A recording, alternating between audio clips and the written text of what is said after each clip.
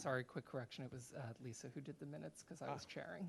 Lisa did the minutes because Alex chaired the meeting for our June meeting, which I reviewed and found reflected what I saw. Are there any comments on the minutes? Any comments, corrections, or notes that should be incorporated? I'll just thank Lisa for preparing the minutes. And, well, when she gets here, we will. We'll thank her. And if not, I'd like a motion to approve, please. Motion to approve? Thank you. Second. I'll second. Approved by acclamation.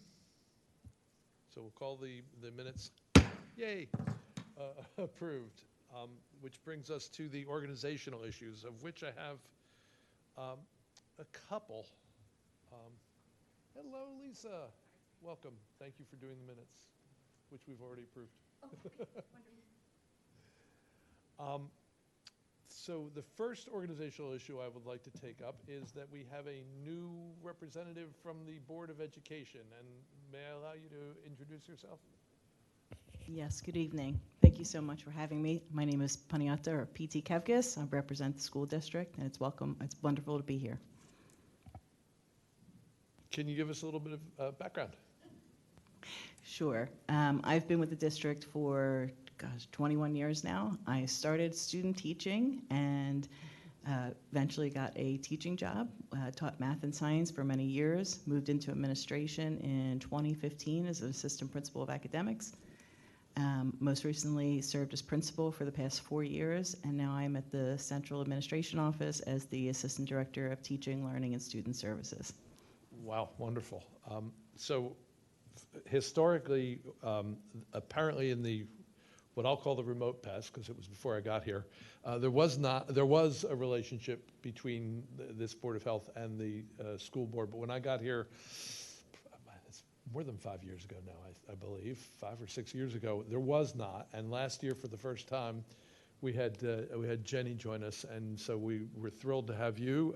And I look forward to kind of strengthening those ties and making them even more relevant and functional, because obviously a significant chunk of the importance of public health in our township is the kids in the schools.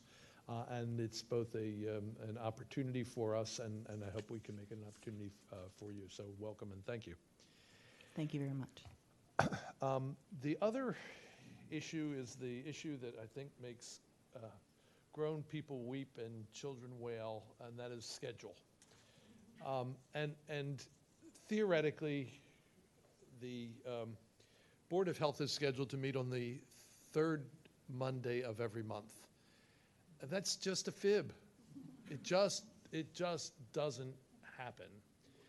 So one thing that I've done in that regard is I asked Marianne, when sending out the minutes of the meeting, to send out the schedule, and I would ask everybody to please look at your calendars, look at the dates, put the dates on your calendars. If possible, clear your calendars, understanding that this is a volunteer board, that most of the people here, except for old codgers like me, actually work for a living, that you have other responsibilities ahead. But if you can make it a priority, make that a priority. That's number one about the schedule. The second would be that we're not compelled to think that we're supposed to meet on the third Monday of every month, and that is always going to be a meeting date in jeopardy, because as we see frequently, we will overlap with the Board of Commissioners, and we're second place when that overlap occurs. And the other thing is that a lot of times holidays are Mondays, and we get moved as a consequence of holidays. So if there were somebody who wanted to make a proposal for a different date and time, I think that we could certainly work that out if it made sense. Personally, I prefer aiming for early in the week, because it just gives you more of a chance to act on the things that you need to act on. But if somebody wanted to bring such a proposal forward, I would heartily endorse that, and we could discuss it at next meeting. So feel free to get in touch with me if that's the case. And then the third thing on calendars was that, just proving the point, our December meeting is the,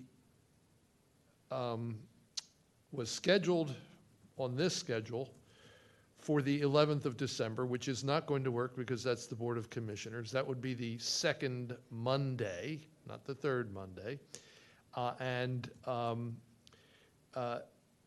The alternatives are not the third Monday because that's also a Board of Commissioners meeting. So the alternative right now on the table is the day after, the 12th. Tuesdays are not great for some folks, but I think that that's another. We have some time, and I would entertain suggestions with regard to what to do with the December. I think staying in December, staying early in the month is always safer than going later. People start to go away. Obligations start to intrude. So my own preference as of right now is to stick with the making it the 12th. So on the calendar that was sent out, it is right next to the Board of Commissioners meeting that day.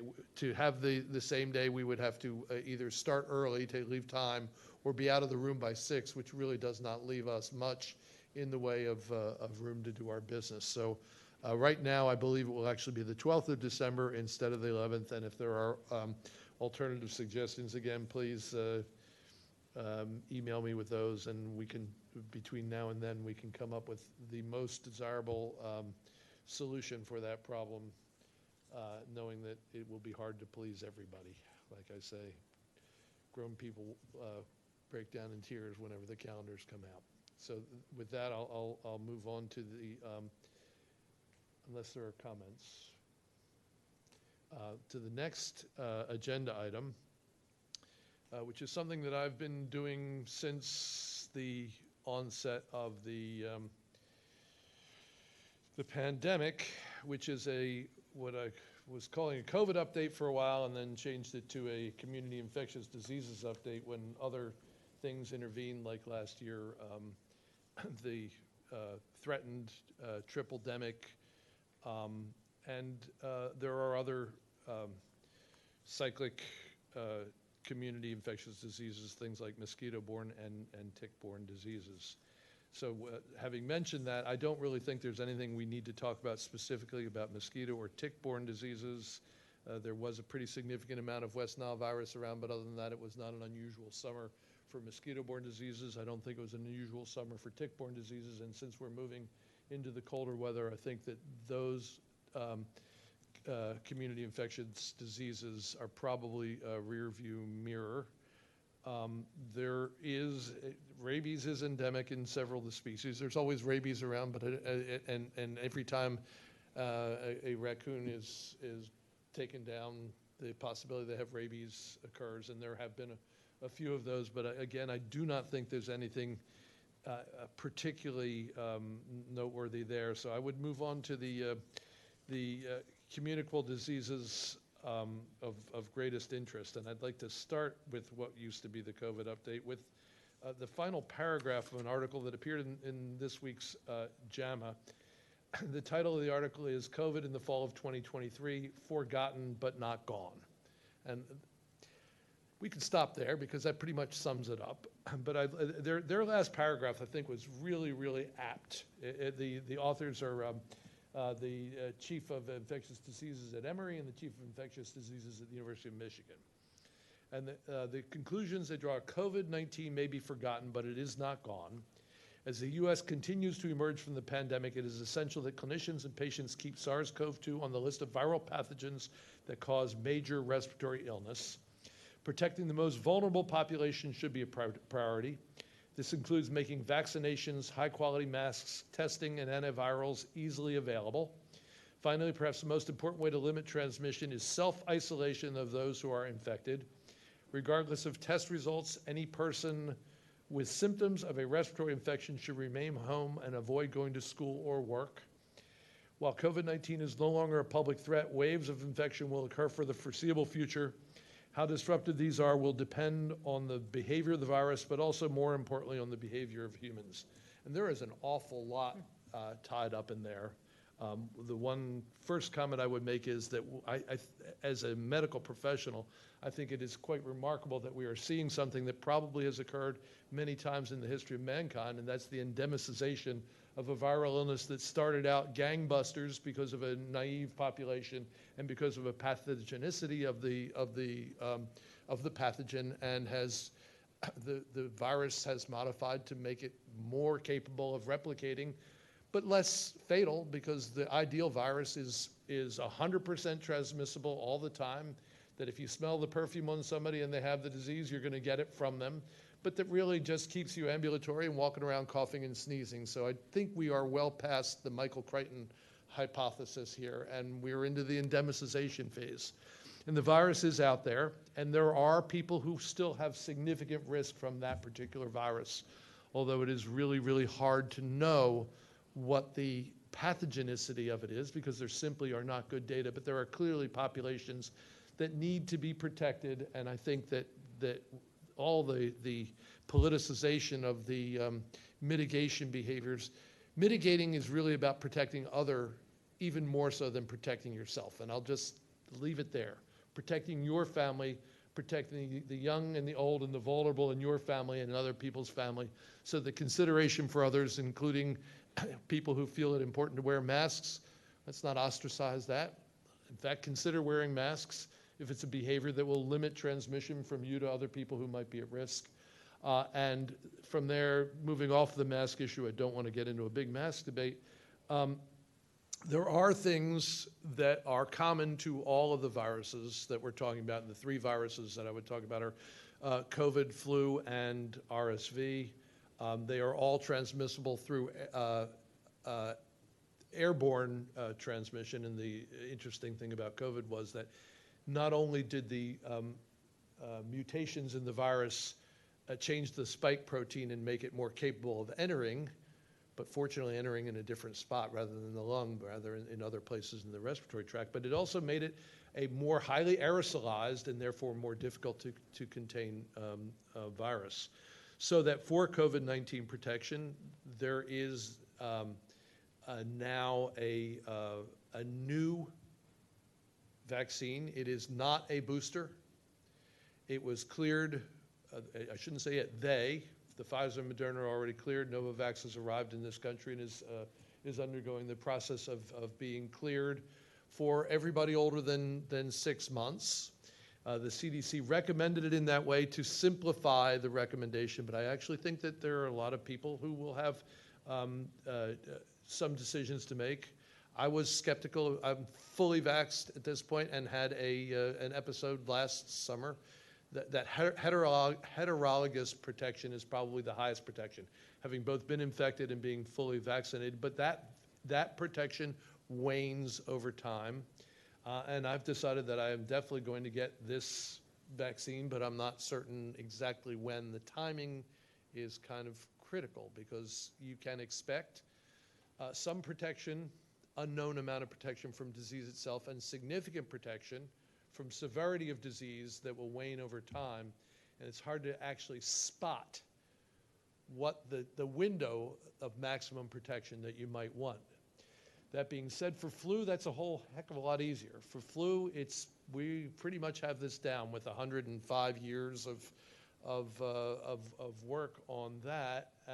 And for flu, for me, the ideal window for flu vaccination is October 1st to October 15th, because the window of protection is a little bit too short to cover the entirety of early and late potential local epidemic spread.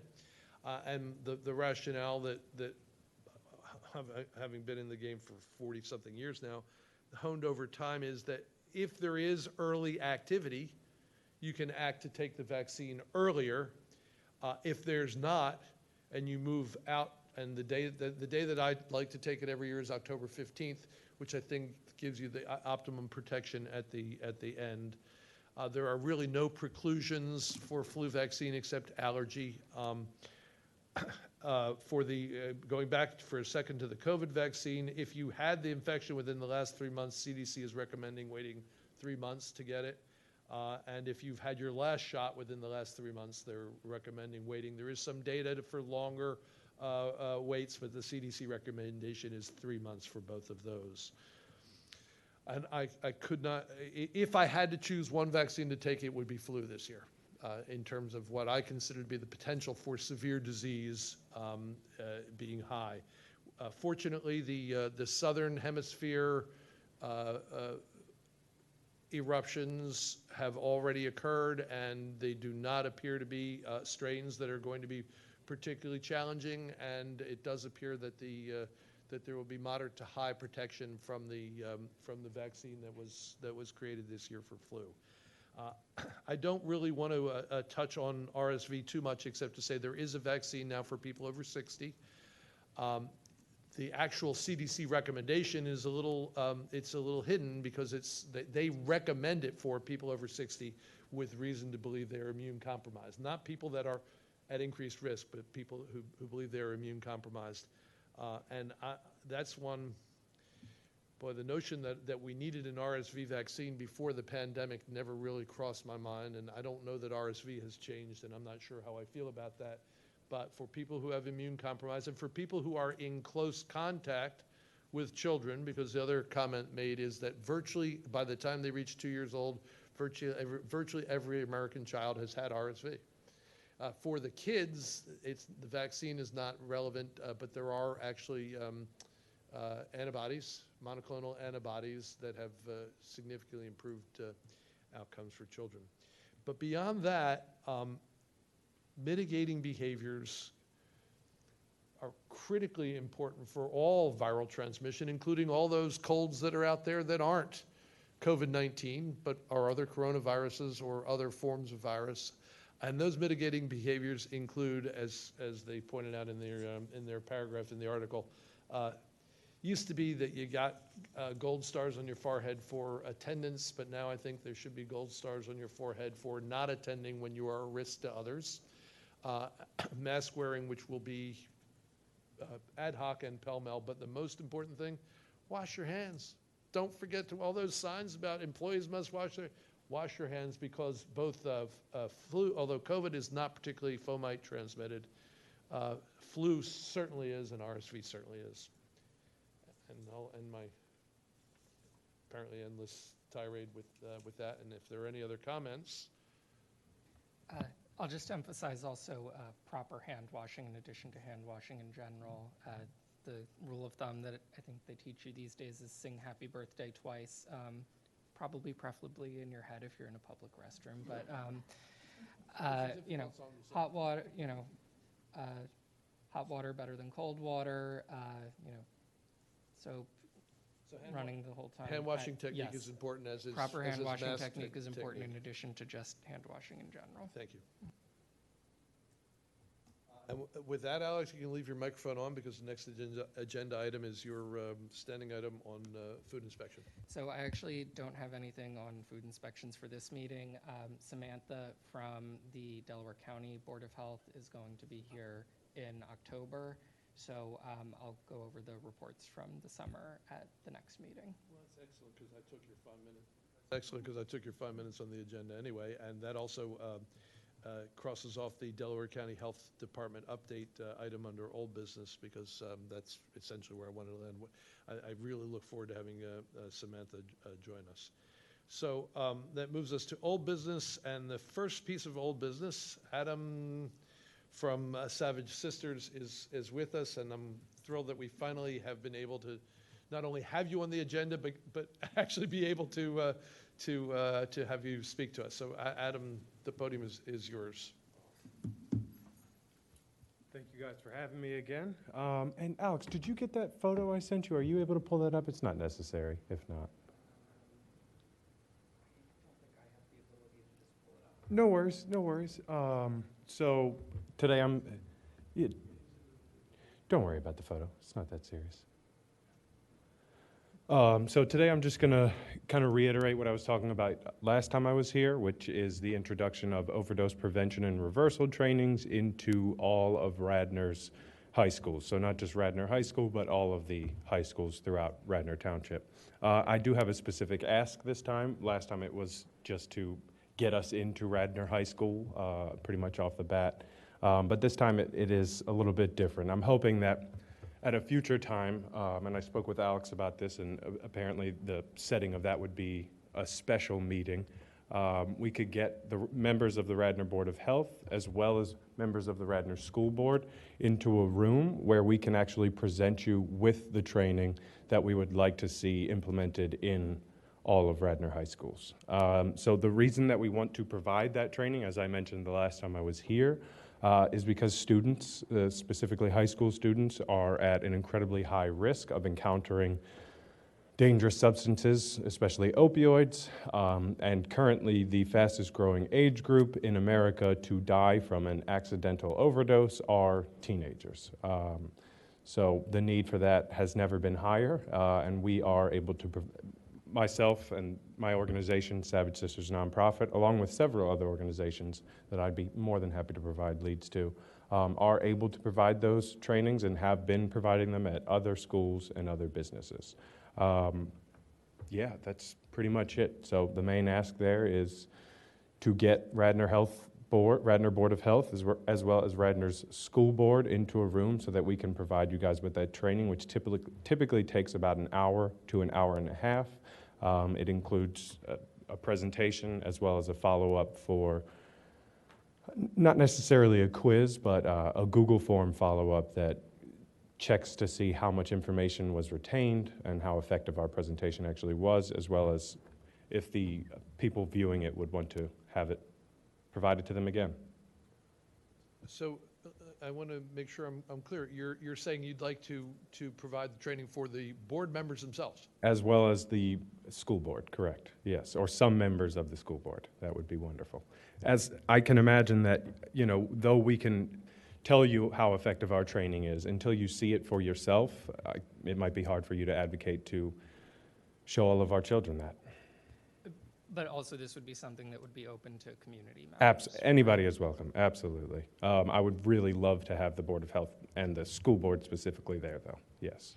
Yeah, so just to clarify, because Adam and I did talk a little bit about this. So part of the idea that I had about this was that if we were to do this as something that was, I don't know what word you want to use for it, either a special, you know, meeting of the Board of Health or, you know, a sponsored activity of the Board of Health, not, you know, sponsored in a financial sense, but that we're kind of putting our stamp of approval on it, that's, you know, another way to possibly draw more community members in. And then I think even more so with the school board, because that's just how a lot of parents connect with information about what's going on in the community is through what's happening at the schools.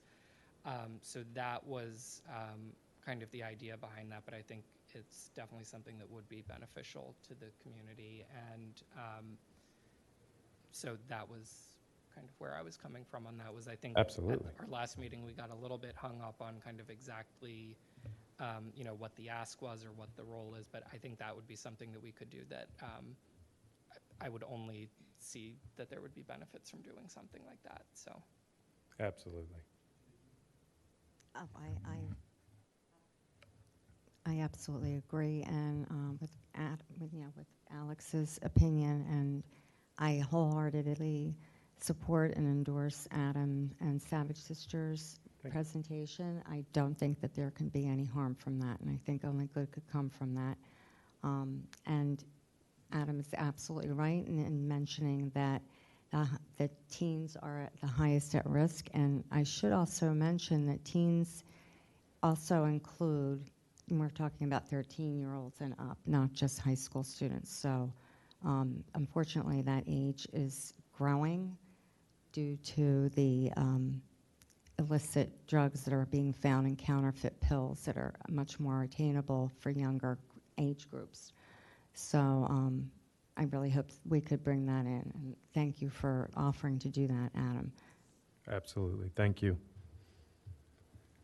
So the thought would be hopefully perhaps getting this into the schools for the students, but I don't feel like we can recommend or make a strong recommendation unless we've kind of experienced it and given the community, like a community outreach, maybe establish some evening or something, advertise a community outreach, and then, you know, I feel like that's kind of the way to get in the community probably have some parents attend who are like, yes, we really should be talking to our kids about this, get their, input and communicate with the board. Yeah, absolutely. And that was part of the idea with this as well, is, we talked about this a little bit, but to do it, an hour-long presentation at one of our regularly scheduled meetings, we don't have time on the schedule for that. But if we were to do it as, a special meeting or sort of a sponsored activity, then that doesn't necessarily require the full board, because we're not voting on anything or, taking any kind of official act other than to have the presentation. Exactly. So everything I'm hearing, I am in complete agreement with. I was here, I guess, about a month ago when the County Department of Health ran a program that was essentially a community outreach to try and better define what the health needs of the community are for the Department of Health. And I think that that's perhaps a kind of a model for what we might want to do. So let's lay out what the Board of Health serves as a voluntary board without a budget for an advisory role to the Board of Commissioners. Our only real and direct connection, as we discussed before, to the Board of Education is PT. But I might suggest that we can if we do this right, that we can make an event that is a Board of Health event, that we would include all members of the Board of Health, including voting members of the Board of Health and those who are adjunct, such as PT representing Board of Education and Maggie representing the Board of Commissioners. Open it to the public. I think we would have to open it to the public in a subscription kind of way, not to say that people have to pay, but rather get an idea of who might be coming. And make sure that the Maybe space I can can jack accommodate the Maggie up for a capacity. couple of dollars to have refreshments that would increase. And I'm a big believer in pilots. If you've got a program Yep. and you are looking for traction, a pilot successfully executed is a great way to get foot in the door. So I'm the only piece that I'm cutting, for us, our connection to the Board of Education would be through our representative from the Board of Education, but I think that is it's a foothold. Absolutely. So- The other connection that we do have now at this point is Savage Sisters has received a grant from Delaware County as a whole, and it's not specifically for our education program. It is to open up 2 recovery houses as well as do street-based outreach throughout Delaware County, specifically in Upper Darby and in Chester. However, some portion of that grant is going to go towards the staff that conduct the education sessions that we hold. So I don't know if we need any support from Delaware County as a whole, but the Delaware County Health Department as well. But if we do, I'm happy to provide any connections needed there. So I think it seems that Kiki, you and Alex are most involved in this, and if I'm certainly willing to work with the two of you to figure out what next steps are. Work offline with the two of you to figure out what next steps are, and prosecute this. I know that people it's urgent, but it's not emergent, and I think doing it right is more important than doing it fast. So Absolutely. and we tend to be a bit of a ponderous board. So I'm not promising any speed, but I am promising that we would take this on and work on moving it forward. Does that sound fair to everybody? So, I mean, I think one difference here is that this is a presentation that's already done, that you've already.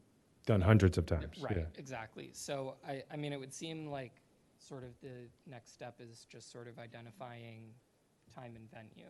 Yeah, logistics. Yeah. Time, venue, who, and what kind of, how you want to get it out to the public, and well, it's all logistical, absolutely. Yeah, so, It's as much as I can ask for. Thank you very much. thank you. All right. Lisa, before we let Adam go, Lisa, did you have any comments on the Zoom, Lisa? I think her screen's frozen. I bet she has a comment. You're frozen, Lisa, so we're going to move on, and I'll offline loop back. Thank you, Adam. Thank you. Appreciate you guys. So the Delaware County Health Update, I think it's really important for us to figure out, I don't know that we take full advantage of having a Department of Health, or that they take full advantage of what we can do to execute for them into this space of Delaware County. So I really look forward to having Samantha come, and I would ask members of the board be prepared for that with questions, comments, concerns, and ideas that we can perhaps do better moving forward. Lisa looks like she's unfrozen. Did you have any comments, Lisa? I'm good. Okay, good, thanks. The only other thing I was going to say under the Delaware County Health update, in addition to, I'll just reiterate that Samantha from Delaware County is coming next month, but also that,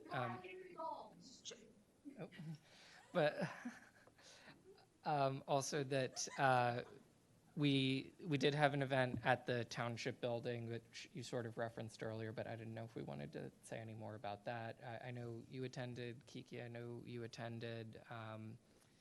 That basically they were seeking feedback on a number of things, one of which is how the county should be using any grant money that the state is giving to the county in relation to the opioid epidemic.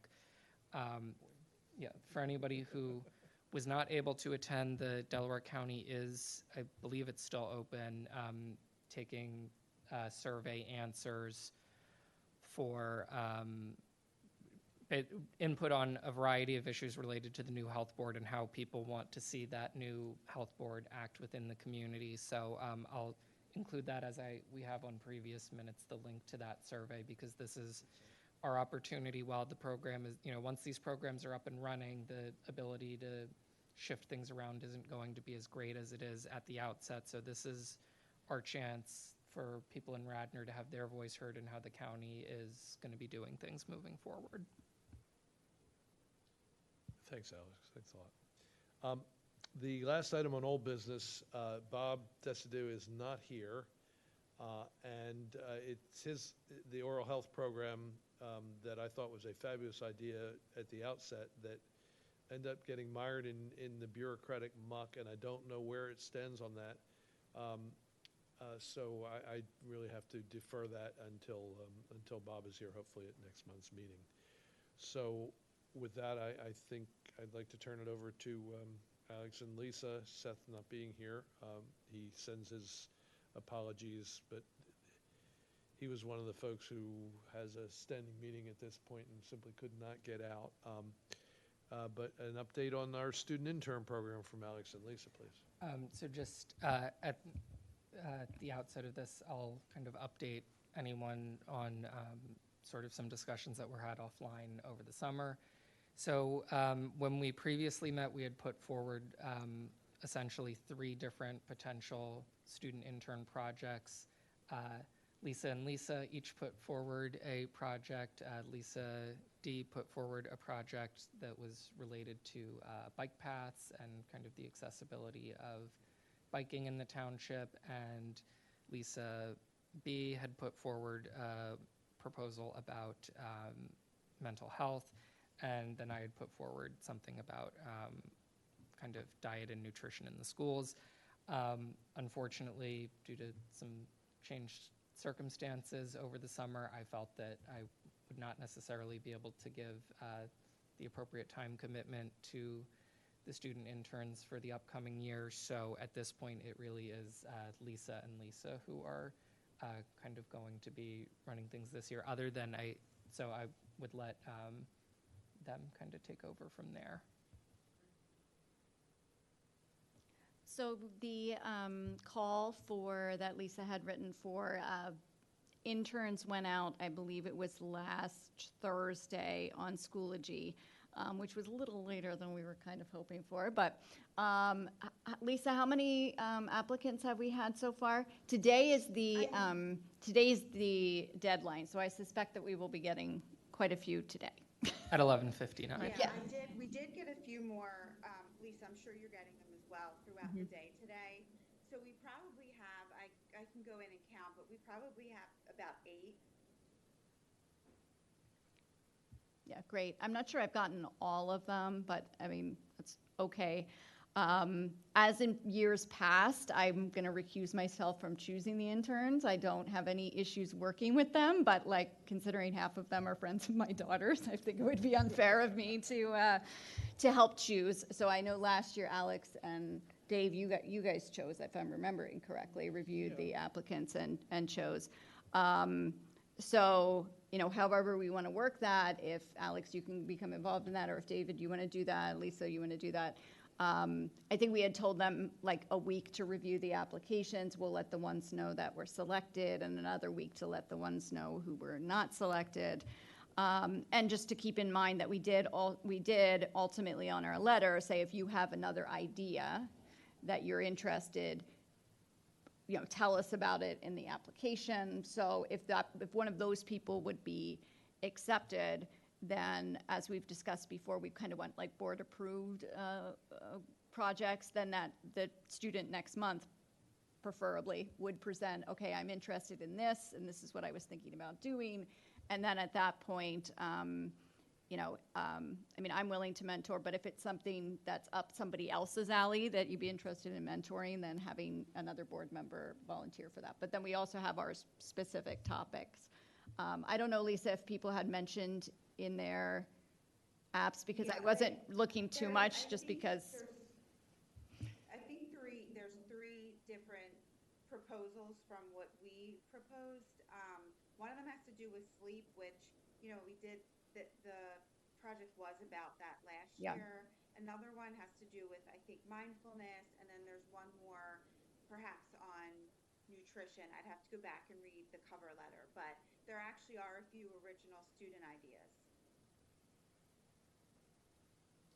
So if I can weigh in a little bit here, the limitation on the number of interns is really a bandwidth limitation. And theoretically, as many mentors who can really commit up to a certain point, because it would get a little bit burdensome for constant updates, and 8 or 10 probably is not a good number. But so mentoring is the limitation, and right now we have two folks, Lisa and Lisa, who are willing to mentor. But if anybody else on the board has had considerations, or if after we have winnowed down the applicant pool, somebody wanted to step forward, we could certainly do that, right?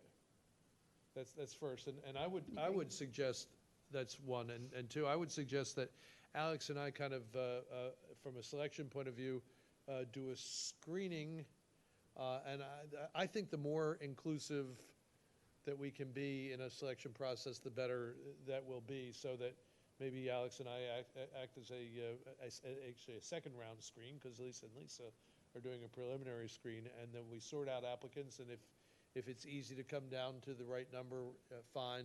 But if there is a difficult decision, we can incorporate voting from the entirety of the board. Is that feasible? Well, so just to, because I think Lisa D you're saying that you're not.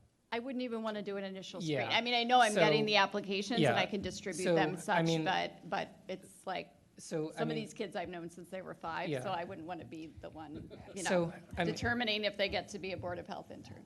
Yeah, so oh, your microphone. I was planning to help Lisa, so I'd be more than happy to help with the screening. So I did want to ask about that, because we did also say that mentors could partner if they wanted to, and I know that was something you and Lisa B had discussed. Lisa D, if you wanted my assistance on, you know, if there are applicants who specifically applied to your project proposal as an initial screening, I'm happy to do that. I just didn't know if throughout the year I would necessarily be able to continue with the level of support that the students sometimes need. Yeah, but the I'm happy selection is to- the only part that I But I'm feel a happy bit. to assist with that as well, if that's, you know, needed. And Yeah. I would imagine that a fair number of the applicants are going to be the repeats from the prior year. So, and I think there's actually 2 who, this is now going to be their 3rd time applying because of being eligible for sophomores. So, so I'm certainly happy to kind of assist if that's helpful. So, anything else that we need to bring up? Anything that I need to do other than let you guys do what you're doing? No, I think, sorry, go ahead, Lisa. So just, should I forward all of the applications to David and Alex? Or do you want me to screen them first? Like, happy to get you whatever information that you need. Well, How do you want me to do yeah, that? so I mean, if I'm going to be assisting Lisa in her screenings, then I think it would definitely be helpful if you would at least forward them all to me, David. So I guess, yeah, if you want to I'm happy to forward. look at them, and the only, I don't want to put an additional burden. If you just screen them for completeness and appropriateness, and they meet the two simplest criteria, then send them on. Yeah, and then if, so, I mean, for me, I guess since I'm helping Lisa with her initial screen, I will want to take a look at all of them along with you, but I guess if yourself, myself, and Julie want to kind of connect offline, we can kind of go from there, because I think 8 should be a pretty manageable number for the 3 of us to be able to kind of collaborate on. And ultimately, for the 2 of you, since you're doing your project, I think, you're going to obviously want to have significant, if not total, input on which student you're selecting for that project, so. Okay. Okay, so the action items are standing action items, and there's no additional. I'll move on. Okay. So that takes us to new business. And Maggie, as I say, sends her regrets that she was unable to attend. She said that from her perspective, there was really nothing from the Board of Commissioners that she felt was important to take up at this point. We always miss her insight, but I believe that she'll be with us again in October, and I'll look forward to that. PT, do you have any school board updates you'd like to provide for us? I just wanted to jump in for just a second back to, if that's okay, to what Adam was talking about before. As a former principal, any presentation that's made, whether it's in classes themselves or to the whole school, I would have always wanted to vet and did vet. So I think if we have that meeting for the Board of Health joined with the school board, I think it's important for the principal and his administrative team to be there, as well as also inviting perhaps our health teachers to view it as well, so that they can speak to it in their classes. Just a consideration. Oh, I think that'd be fabulous, but the reason I didn't go there, I think if we had the leverage to bring them, I think that would be fabulous. In the absence of that leverage, we could certainly invite, but I don't know what kind of compulsion there might be for the important people that would be.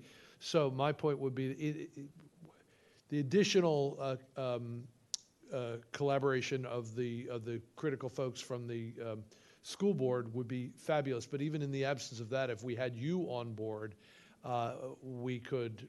There's nothing that says if you do it once, you can't do it again. So let's take this offline, because I completely agree with what you say, and let's see what direction we can make this go. Sounds good. I don't have any updates, but I'm happy to help with any of the student applications if you need help with that as well. Wonderful, thanks. I also, there is no need for you, if during the course of the meetings, if there's a comment that you want to make in line with business, we want you to do that. We welcome that, and I'm always very interested to hear what is going on at the school district. So it's a standing item for us under the new business items for the school board representative to have a spot to bring anything forward. So thank you, and again, welcome. Next, are we okay with moving on? Well, I definitely appreciate the suggestion, and I think it's a good one to include the health teachers if that's possible. I think, Radnor does a great job educating in all areas. I think Amy Ryan is still the chair for the department at the high school. She's like the best of the best. So, if we can include the health teachers, I think that's definitely a great suggestion. Okay. And Alex, you can keep your microphone on because the next agenda item is your agenda item. Yeah, so I did ask for a couple minutes to talk about the some of the air quality issues. So twice this summer, and this is the first time I remember it happening occasionally here and there in prior summers, but this is the first time I ever remember it happening twice in the same summer, that we got an air quality alert where basically we had to keep windows closed. We're advised not to spend too much time outside or not even really go outside unless it was absolutely necessary, basically due to air quality issues that stemmed from something going on in another country. And I just think that as global warming is continuing, I think we're probably going to see more and more of that. Not that, wildfires are a part of nature, but the severity and frequency that we're seeing air quality issues from that, I think, is probably going to increase. And so sort of what I had in mind when I initially started looking at this was when we have a drought, we ask for certain restrictions on water on things that are kind of the extras, like watering golf courses. And if we already have an air quality issue, then are there extras like specifically the last time around there was almost an overlap between one of the smog coverages with the 4th of July, and yes, fireworks are very nice, but they're not great for air quality, so was that something we wanted to take a look at? And I did ask Maggie about that, and actually I also asked Sarah about this, and she gave me some good information, which is that when those drought regulations go in place, that is the state that does that, so that really is something that the state would need to be involved in. However, is that something that the township, and unfortunately Maggie's not here tonight, but is that something that the township would want to be involved with, asking the state to take a bigger look at? Because, sometimes having a larger group of people asking the state to take a look at things can get things moving faster than if it's just individual people going. And of course, here in Radnor, we also are lucky enough to have one of our own representing us in the state at this time. So that was kind of where that issue was coming from, and that's something that I'm happy to kind of let be discussed, when Maggie is back at the next meeting or among the larger community. But it is something I think, we should at least be starting to have a little bit of a conversation about. So I might suggest that would be a topic that when Samantha is here from the county, because if you go, cold calls to people in positions of responsibility almost go nowhere almost all the time. The mechanism for administration of health in the state is from the state through the counties. And I think that you raise, I think it's beyond just air quality alerts. I mean, heat alerts, air quality alerts, noise pollution, light pollution. There are all kinds of things that the increasing density of population and the increasing pollution of the population due to cause a deterioration in our quality of lives. But I think starting with a discussion of air quality alerts and how we might make them more relevant to people might be best served going through the County Department of Health. So I might suggest that we bring that up as a topic with Samantha when she's here, hopefully next month. Any other comments? Is there anybody else who wants to raise an item of new business? Just very quickly, I did want to make a comment. So this month is National Suicide Prevention Awareness Month. For anyone who's not aware, there is a relatively new public service, which is 988, for kind of a national helpline similar to 911, but it's 988. There, I think, started to be a little bit more public awareness about what is kind of being called deaths of despair at this point, but right now, suicide is actually one of the top 3 causes of death across every age category in this country, which for a developed country is obviously not where we would like to be as a result. But I do just want to, at the very least, make people aware that that national number is out there. So there are, people that will pick up the phone for anybody who's out there who feels like they need help. Thanks, and I do have one other new item. I received a note from the Director of Parks and Recreation about the potential for, I don't know whether it's actual conflict or inconsistency among the new animal ordinances that Joan was kind enough to develop and then work with the Board of Commissioners and with Council to bring online. And this is just an FYI. I wasn't clear. It's a pretty long epistle from her to me as Chairman of the Board of Health. It wasn't clear to me what exactly the conflicts were, and we closed out the animal ordinances from our agenda in that we don't have any more work to do on it, and Maggie had taken it over from the point of view of Board of Commissioners in terms of implementing. So I will take this on in terms of, I will speak with Tammy, get better clarity on what she thinks the potential inconsistencies are, and when Maggie's back around, we may see this coming back up on our agenda, and we may not, just making people aware of that. It has to do with what you'd expect. Dogs on leashes in parks or not. So I'll talk to Tammy, and we'll move that forward. And so in the absence of any other new business, I will open the floor for public participation.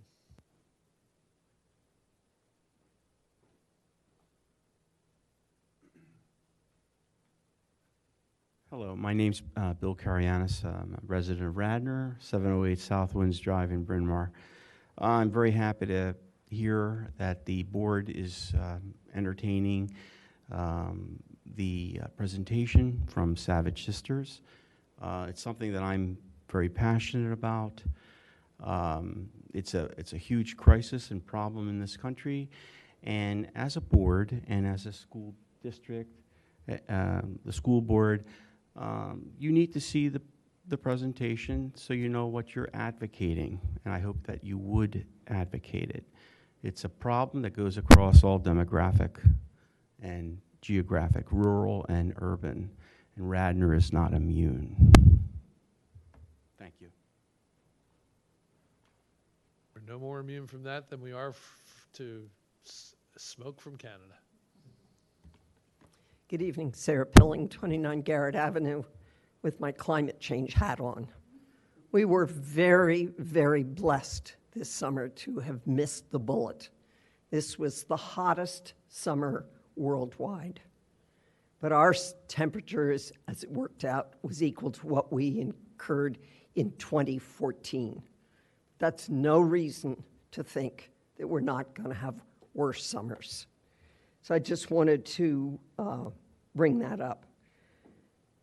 While we did not have heat, as Alex said, we had smoke. And it was really bad. I live in a funny little old house that doesn't really have air conditioning. I can't stand to be all closed up. And at the age of 86, with what I used to call chronic bronchitis, but I understand it's now called COPD, which all my father's family died from COPD. It was not good. The issue with air quality is that really almost becomes an individual decision. Do I buy an air purifier? Do I close up my house and turn on my air conditioning? How low do I make my air conditioning? How much do I use my air purifier? I bought one through Amazon. It didn't cost me very much, and I had it in my bedroom at night. So it's an issue that I think we really need to be thinking about. I didn't think I was really susceptible to this, and it was a miserable summer. Although we didn't have the heat, we did have the humidity, which made it even worse. I also want to say that the township did open the Radnorshire room as a cooling center. Unfortunately, no data was taken. So I would request that the Board of Health requests that whoever's sitting at the desk when people come in and stay here, but it's not for a meeting, they just check off on the calendar how many people came, because we don't know what it's being used, how it's being used. Traditionally, or for usual, one of my main concerns was the Highland homes up on Highland Avenue, which is for lower income people. And they have all electric heat, and I know they've complained to me about their heating bills because in their inevitable wisdom, they put the heat vents up at the ceiling and hot air rises. So if you're on the floor, it's pretty cool. I did learn that though many of those residents also qualify for LIHEAP, LIHEAT, and therefore they can air condition their homes. So I'm going to stop worrying for them quite as much. But I do believe it's still a concern.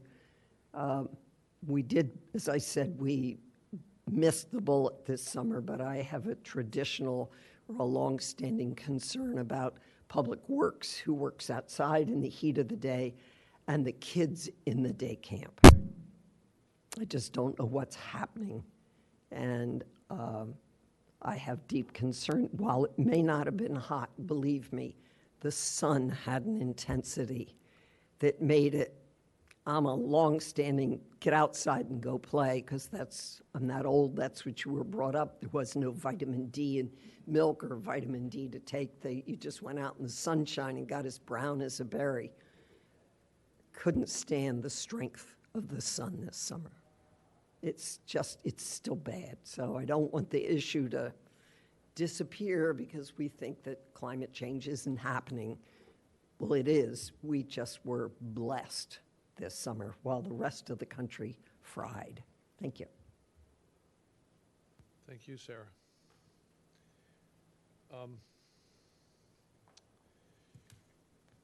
So, in the absence of other public comment, we've concluded our agenda for today. And may I ask for a motion to adjourn? Motion to adjourn? Second. Also. Adjourned.